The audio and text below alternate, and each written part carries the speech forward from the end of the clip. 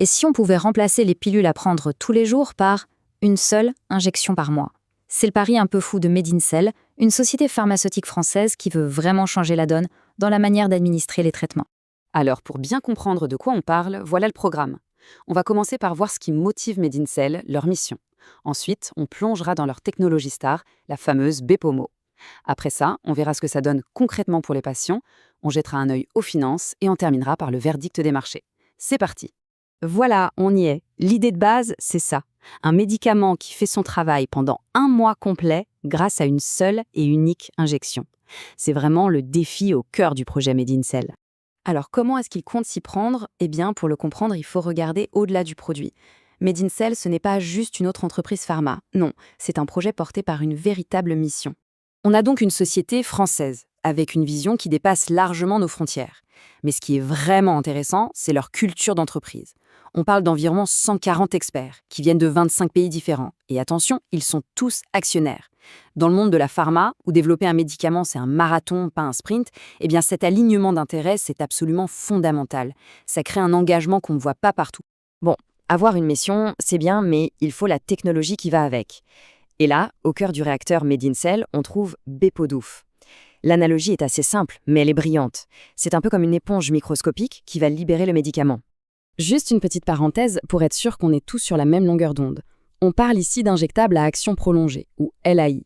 En gros, c'est une formulation qui permet au médicament d'être libéré tout doucement, sur des semaines, voire des mois, au lieu de quelques heures. Le but est simple, beaucoup moins d'injections et donc beaucoup moins de contraintes pour le patient. Alors comment ça marche concrètement cette éponge magique? En fait, c'est super bien pensé, en 4 étapes. Premièrement, on mixe le médicament avec une solution de polymère liquide. Deuxièmement, hop, on injecte ce mélange juste sous la peau. Troisièmement, et c'est là que c'est génial, le mélange se transforme en un petit implant, une sorte de dépôt tout mou et biodégradable. Et enfin, cet implant va relâcher le médicament petit à petit, de manière super stable, pendant des semaines et des semaines. La beauté du truc, c'est vraiment cette simplicité. La technologie est fascinante, c'est clair. Mais la vraie question, c'est à quoi ça sert? Quels sont les traitements qui en bénéficient? Allez, on quitte le labo pour aller voir ce que ça donne pour les patients. Alors, le produit vedette aujourd'hui, c'est Uzedy. C'est un traitement pour la schizophrénie qui est déjà sur le marché et pas n'importe où. Il est approuvé aux États-Unis, au Canada, en Corée du Sud. Et ce n'est pas tout. Un autre traitement pour la même maladie, l'olanzapine LI, est dans les starting blocks. Le partenaire de Medincell, Teva, a déjà déposé la demande de commercialisation. Et au-delà de ça, l'ambition est énorme. Il s'attaque à des géants comme le paludisme.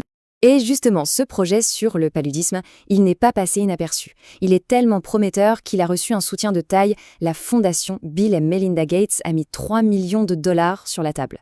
Franchement, c'est une sacrée validation. Ça montre bien que la technologie BOPOR est prise très au sérieux pour répondre à des urgences sanitaires mondiales. Ok, la science, l'impact mondial, c'est passionnant. Mais parlons un peu argent, parce qu'au final, derrière toute cette innovation, il y a un modèle économique à faire tourner. C'est le moment de décrypter les finances. Et le premier chiffre qui saute aux yeux est plutôt encourageant. Regardez ça. Le chiffre d'affaires a fait un bond de 50% sur le premier semestre de l'exercice 2025 pour arriver à 14 millions d'euros.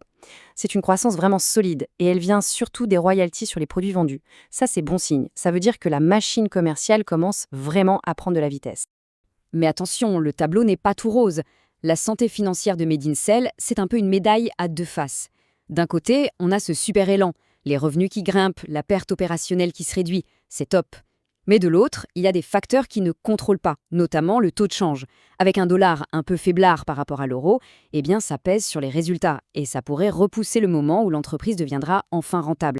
Alors avec ce mélange de bonnes nouvelles et de défis, qu'est-ce que les experts financiers en pensent? C'est ce qu'on va voir dans notre dernière partie, le verdict des analystes. Eh bien dans l'ensemble, le sentiment est plutôt positif. La plupart des analystes qui suivent Medincell recommandent d'acheter l'action. Concrètement, ça veut dire qu'ils pensent que le cours a de bonnes chances de monter. C'est un signal de confiance assez clair dans la stratégie de la boîte. Si on regarde les chiffres de plus près, l'objectif de cours moyen de ces analystes tourne autour de 35 €. C'est bien en plus haut que le cours de l'action de ces derniers temps. Donc même s'il y a des secousses sur le marché, les experts voient un vrai potentiel de croissance. Maintenant, il faut rester équilibré. Tout le monde n'est pas aussi optimiste. Il y a des voix plus prudentes, comme celle de stockinvest.us, qui pointent du doigt des signaux un peu plus négatifs à court terme. Il souligne par exemple que les derniers résultats ont déçu par rapport aux attentes. C'est un bon rappel que rien n'est jamais gagné d'avance. Ok, si on devait résumer tout ça en quelques points clés, qu'est-ce qu'il faut retenir? D'abord, Medincell, c'est une boîte innovante avec une mission forte et une technologie, BPOR, qui a le potentiel de tout changer. Ensuite, le portefeuille de produits est solide avec un produit phare, Uzedy, qui est déjà en train de faire ses preuves. Troisièmement, les revenus décollent, mais il faut garder un œil sur l'impact des taux de change. Et pour finir, les analystes sont majoritairement optimistes, même s'il y a quelques bémols à court terme. Au final, la grande question qui reste en suspens, c'est celle-ci. Est-ce que cette technologie de pointe et ce pipeline prometteur seront suffisants pour surmonter la volatilité des marchés et vraiment, mais alors vraiment, redéfinir la santé mondiale? La réponse, bien sûr, c'est l'avenir qui nous la donnera,